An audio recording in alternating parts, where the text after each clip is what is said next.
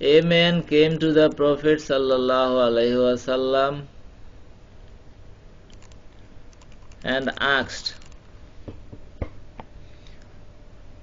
"O Allah's Messenger,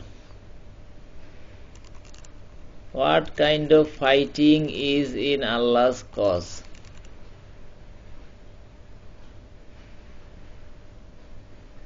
For some of us fight because of being enraged and angry, and some for the sake of their pride and haughtiness.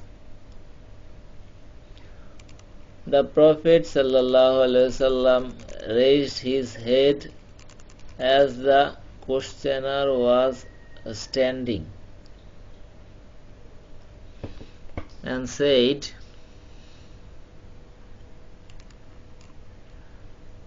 "You'd fights